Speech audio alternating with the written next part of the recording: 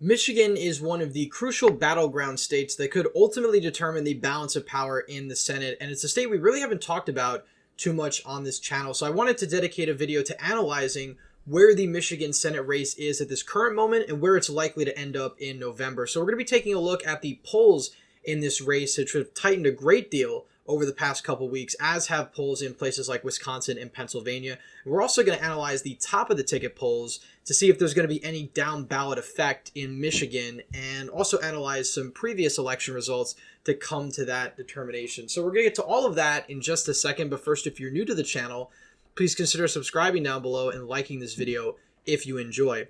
So Michigan is an open seat, unlike Wisconsin and Pennsylvania, which have Democratic incumbents. Debbie Stabenow opted not to run for a fifth term, so that basically blew this Senate race wide open, and by its very nature, makes it more competitive than it otherwise would have. Even though Stabenow underperformed in 2018, she still won by 8 points and would be a clear favorite as the incumbent. Now, the polls in this race so far have Slotkin up by 2 points. That's down a great deal from where this race was just a couple of weeks ago when Slotkin was up by 4 to 5 points. So this race has tightened up significantly over the past couple of weeks. We just go back to the end of September, for example. Slotkin was up by 5 points. Now she's only up by 2. Mike Rogers has seen somewhat of a polling surge over the past few weeks. Now, I think the reason for that is this Atlas Intel poll, which I haven't really heard much about this polling firm whatsoever, but it has Rogers up by 5. Now, that's certainly an outlier, but the RCP average does rely on outliers to ultimately come to the average that it has. So if you take that out of the equation, Slotkin is probably up by 4 to 5 points.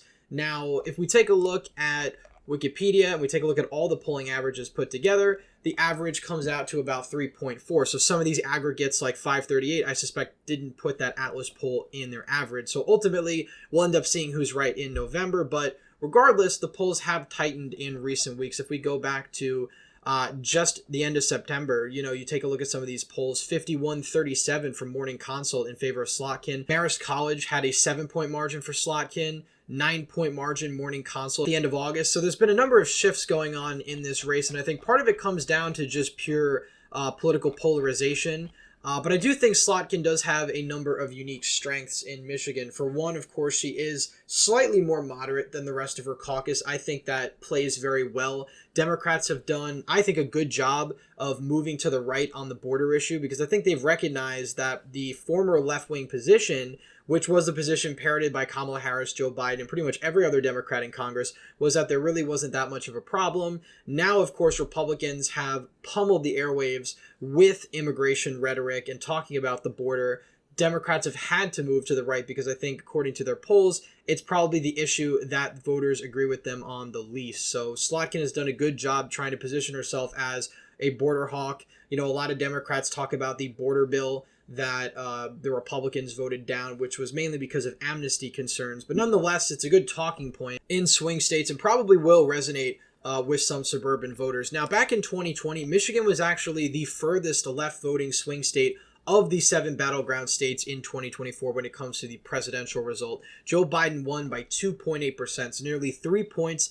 And the areas that trended to the left the most in Michigan were former Republican strongholds. Places like Grand Rapids, for example, 9 points to the left. Ottawa County, which still voted Republican but moved nearly 9 points to the left. Traverse City basically was down to just a 3-point margin for Donald Trump. I'm pretty sure that's the same margin John McCain won Traverse City by, and I think Mitt Romney won this area by a safe margin. So you've seen significant shifts in former Republican strongholds to the left over recent years. You also have had just the typical suburban shifts to the left, places like Oakland County, Livingston County, so on and so forth, places around Detroit. So obviously in Michigan, the statewide result is really going to be determined on, one, obviously how well Donald Trump and Republicans do in the suburbs, but also just Detroit turnout overall. And from the early vote data that we've had recently, Detroit turnout, especially among black women, has been very high, and that's certainly good news for Democrats, bad for Republicans. Now, if we take a look just down ballot,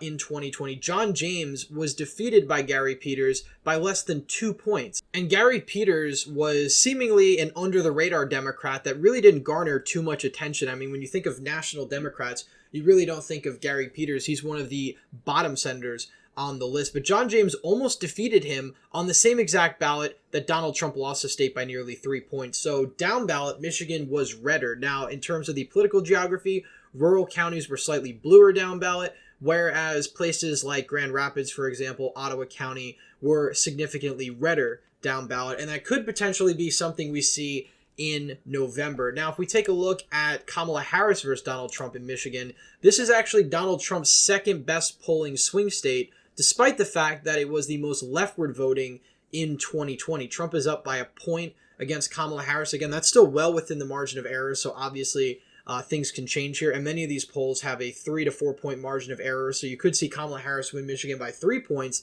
and technically the poll would still have some validity. But there's certainly a number of reasons for this. One could potentially be black men moving very marginally towards the GOP. You also have the big uncommitted movement in places like Dearborn around Detroit regarding the Israel-Palestine conflict. Many Arab Americans who live in that area are not keen on voting for Kamala Harris. They're not going to vote for Trump. They're probably not going to vote at all, or they're going to vote third party, and that could be disastrous for Kamala Harris and Elissa Slotkin if this race comes down to the wire, both of which have been much more supportive of Israel than these voters would have liked. So that's one thing that certainly goes in Donald Trump and the Republicans' favor. Now, Mike Rogers is a fairly decent candidate. He's a former congressman. I think his biggest problem is the fact that he has a residency concern.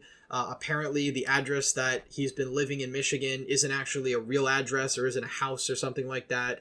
And he's actually been living in Florida. So for some reason, Republicans have trouble recruiting candidates that actually live in the states they're running in. So that's probably the biggest thorn in the side of Mike Rogers. But besides that, he's a fairly typical Republican candidate. I think he's been running a pretty decent campaign as far as messaging's been concerned. And interestingly enough, he was actually a very strong critic of Donald Trump until I believe after the primary this year. And of course, probably around the time he decided to run for Senate, because he would need somebody like Donald Trump on his side if he wants to win. Looking at how this race is shaping up right now, Slotkin is clearly the favorite.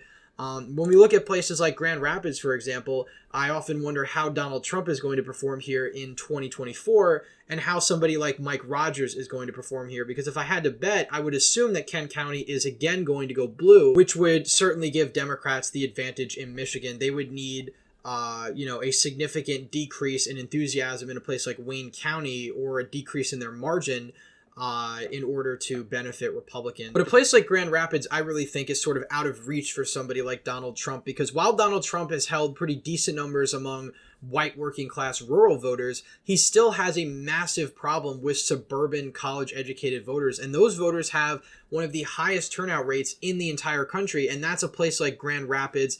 That's a place like Oakland County. These are high population areas that have high turnouts. And, if Donald Trump isn't able to make inroads there, he's going to have to run up the margins massively in rural areas, or he's going to lose. And, in a place like Michigan, he still isn't the favorite. I still think Kamala Harris is the favorite in Michigan for those reasons. Again, the uncommitted movement is a pretty big problem for her. Even with these suburbs being stagnant for Donald Trump, he needs significant support in rural Michigan, more so than he got in, of course, 2020 and 2016 to outvote places like Grand Rapids, Flint, Oakland County, obviously Wayne County. So that's certainly a problem that he's going to have. Now, the real question is, what kind of crossover support does Mike Rogers have? Is he able to win a place like Kent County like John James did back in 2020, or is he going to run about the same as Donald Trump? Because I certainly think if Trump does carry Michigan, that's obviously not a bad thing for Mike Rogers. That is probably the way he wins, because I think